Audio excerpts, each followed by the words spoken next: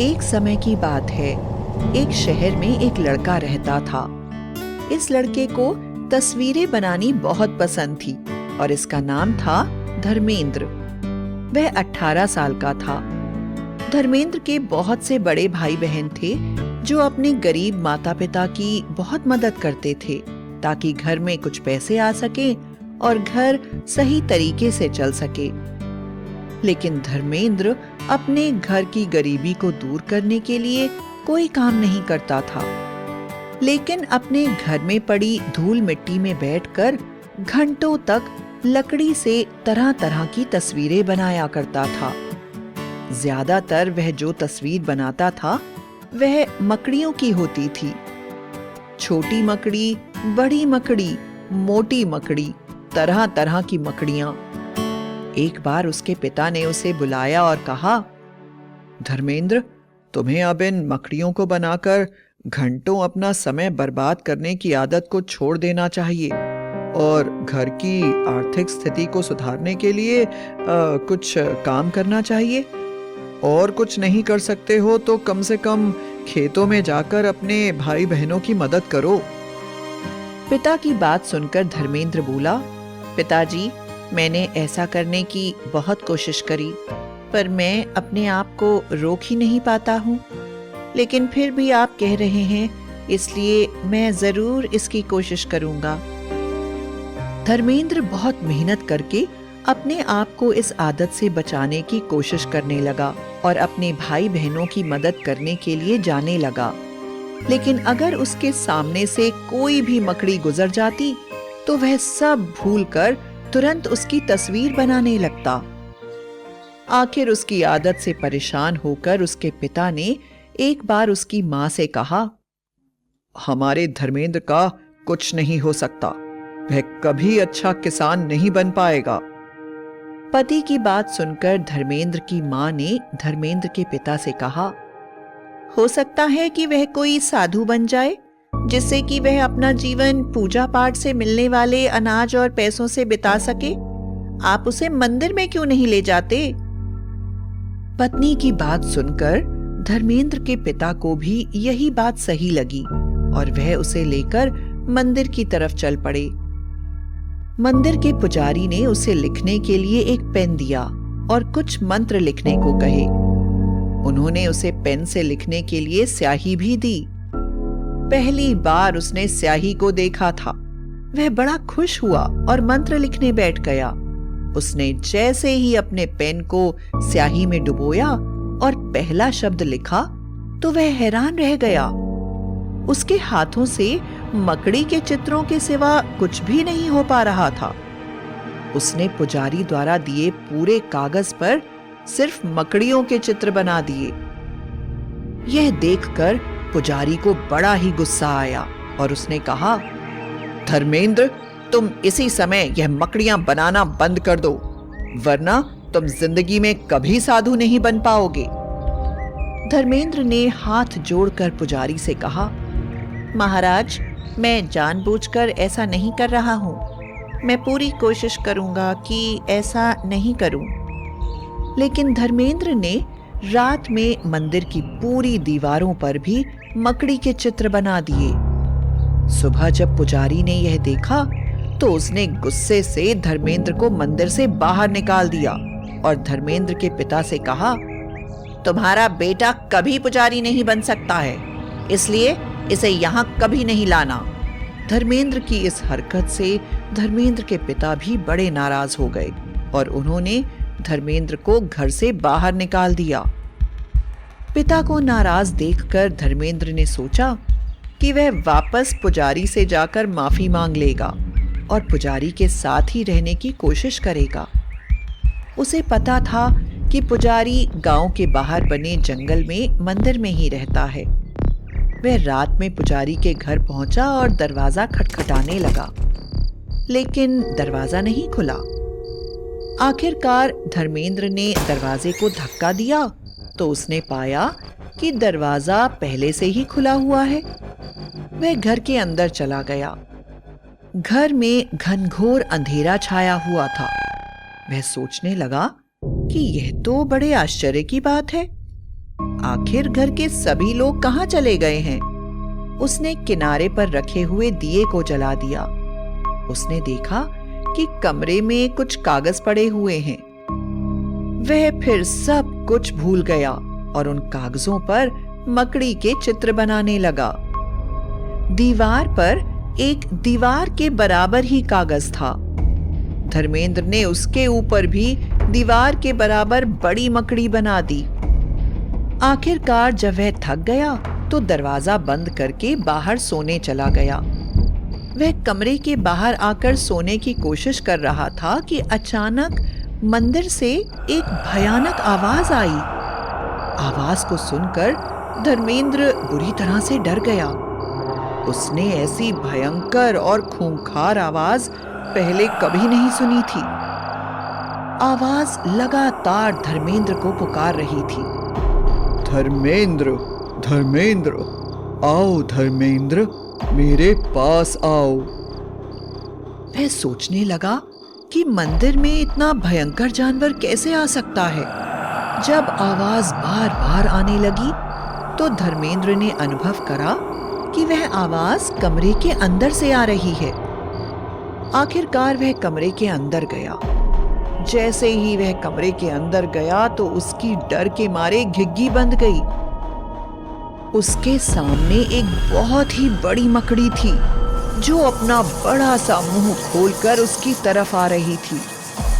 डर के मारे उसने अपने आप को कमरे में रखी अलमारी में बंद कर लिया और उसमें घंटों बैठा रहा। आखिरकार सुबह हो गई और बाहर से उसके पिता की आवाज आने लगी। धर्मेंद्र, धर्मेंद्र, कहाँ हो धर्मेंद्र? घर वापस आ जाओ। वह समझ गया कि उसके पिता उसे ढूंढ रहे हैं। वह जल्दी से अलमारी से निकलकर मंदिर के बाहर भाग गया और अपने पिता के गले लग गया और रोने लगा। वह बोला, पिताजी, मंदिर में एक राक्षस के बराबर मकड़ी है। कल वह मुझे खाना चाहती थी, लेकिन मैंने किसी तरह अलमारी में छुपकर अपने आप को बचा लिया। मुझे यहाँ से ले चलिए पिताजी। धर्मेंद्र के पिता को धर्मेंद्र की बात पर बिल्कुल भी विश्वास नहीं हुआ, लेकिन फिर भी वह धर्मेंद्र की हालत देखकर उसे वापस घर लेकर आ गए। उस दिन के बाद से धर्मेंद्र ने कभी मकड़ी का चित्र नहीं बनाया, बल्कि मकड़ी को देखकर भी वह बुरी तरह से डर जाया करता था। एक बार परिवार के सभी लोग सो रहे थे तो अचानक घर के बाहर जोर जोर की भयानक आवाजें आने लगी और सभी की नींद खुल गई। जब सबने बाहर देखा तो सबकी सांसें रुक गईं। घर के बाहर सच में एक राक्षस के बराबर भयानक मकड़ी खड़ी हुई थी और धर्मेंद्र का नाम लेकर जोर जोर से पुकार रही थी। धर्मेंद्र, धर्मेंद्र, बाहर निकलो। मैं तुमसे विवाह करना चाहती हूँ। मैं मकड़ियों की रानी मकड़कन्या हूँ। मैं तुम्हारी पिछले जन्म की पत्नी हूँ। तुम मुझे पहचान नहीं पा रहे हो। याद करो कि तुम हर समय मेरा ही चित्र बनाते रहते हो। अब मैंने बड़ी मुश्किल से तुम्हें ढूंढा है और अब मैं तुम्हें अपने साथ लेकर ही जाऊंगी। आओ मेरे पति, बाहर आओ। धर्मेंद्र मकड़ी की आवाजें सुनकर डर के मारे अपने पिता के पीछे छिप गया। उसके पिता ने मकड़ी की बातें ध्यान से सुनी और उन्हें उसमें सच्चाई नजर आने लगी। वह सोचने लगे कि यह बात सच है कि धर्मेंद्र कोई दूसरा काम नहीं करता है सिवाय मकड़ी की तस्वीरें बनाने के। कोई ना कोई बात तो जरूर है जिसके कारण मकड़ी इसके पीछे पड़ी है। कुछ देर के बाद मकड़ी वहां से चली गई, लेकिन धर्मेंद्र के पिता धर्मेंद्र को लेकर गांव के पुजारी के पास पहुंचे और उन्होंने सारी घटना के बारे में पुजारी से बात करी। पुजारी ने धर्मेंद्र की जन्मपत्री देखी और हैरानी से बोले, वह मकड़ी बिल्कुल सही कह रही है। पिछले जन्म में उसकी पत्नी मकड़ी ही थी और किसी दैवी प्रकोप के कारण यह अपनी पत्नी से अलग होकर इंसानों का जन्म पा गया, लेकिन इसकी पत्नी आज भी सैकड़ों वर्षों से इसका इंतजार कर रही है। धर्मेंद्र ने अपने पिताजी से कहा, पिताजी, मैं किसी मकड़ी को नहीं जानता हूँ, मुझे आप घर ले चलिए। अभी वह पिताजी से बात ही कर रहा था कि अचानक उसने एक छिपकली को अपनी तरफ आते हुए देखा और कूदकर उस जगह से दीवार की तरफ चला गया और मकड़ी की तरह दीवार पर चिपक गया। छिपकली उसके पीछे चल रही थी और वह तेजी से दीवार पर भागता चला जा रहा था। पुजारी और उसके पिता धर्मेंद्र का यह हाल देखकर हैरान रह गए और बुरी तरह से डर गए। धर्मेंद्र के मुंह से लार्वा निकल रहा था और उसके हाथ पिघलकर नीचे गिर रहे थे और हाथों की जगह मकड़ी के पैर निकल रहे थे। देखते ही देखते धर्मेंद्र का सिर और धड़ इंसानों का रह गया और पूरा शरीर मकड़ी का बन गया। धर्मेंद्र के पिता को कुछ भी समझ में नहीं आ रहा था। वह अपने बेटे से बहुत प्यार करते थे और अपने बेटे को इस हाल में देखकर पूरी तरह से अपना होश खो बैठे थे और रो रहे थे। अचानक मकड़ी के रूप में धर्मेंद्र अपने पिताजी से बोला, पिताजी, आप जल्दी से जल्दी पुजारी जी को लेकर यहाँ से दूर चले जाइए। कुछ ही देर में मैं पूरी तरह से मकड़ी बन जाऊंगा और मैं किसी को पहचान नहीं पाऊंगा। हो सकता है कि मैं आप लोगों का खून पी लूं। मुझे ऐसा अधर्म करने से बचाइए। पिताजी उसकी बात का कोई जवाब देते, इससे पहले ही धर्मेंद्र की आंखें भी मकड़ी की तरह बदलने लगीं। उसके मुंह से खतरनाक आवाज आने लगी और वह जोर जोर से चिल्लाने लगा, मकड़ कन्या, कहाँ हो तुम? मैंने तुम्हें पहचान लिया है। तुमने सैकड़ों सालों मेरा इंतजार किया है। लो, अब मैं वापस आ गया हूँ। जहाँ भी हो वहाँ से तुरंत मेरे पास आ जाओ। हम मिलकर इस गांव को अपना घर बना लेंगे। इन गांव वालों का खून पीकर हम यहाँ पर एक बड़ा सा जाल बनाएंगे और उसमें आराम से रहेंगे। कुछ ही देर में न जाने कहां से मकड़ कन्या भी आ गई और दोनों एक दूसरे के गले लग गए। उनके गले लगते ही आसमान में जोर जोर से बिजली कड़कने लगी और गांव में जगह जगह आग के गोले गिरने लगे। गांव वासियों के घर जलने लगे और गांव वाले मदद के लिए पुकारने लगे। गांव के बाहर ही एक सर्प कन्या अपने पति के साथ घूम रही थी। गांव वालों की पुकार सुनकर वह उनकी मदद करने के लिए वहां गई। मकड़ कन्या और उसके पति का सर्प कन्या और उसके पति के साथ भयानक युद्ध शुरू हो गया। दोनों एक दूसरे के ऊपर तरह तरह के जादुई हथियारों का प्रयोग करने लगे। सर्प कन्या ने अपने पति के साथ मिलकर धर्मेंद्र और उसकी पत्नी पर अपने विष की बरसात कर दी, जिसके कारण उन दोनों का शरीर बुरी तरह से जलने लगा और पूरी तरह से नीला हो गया। लेकिन उन्होंने हार नहीं मानी।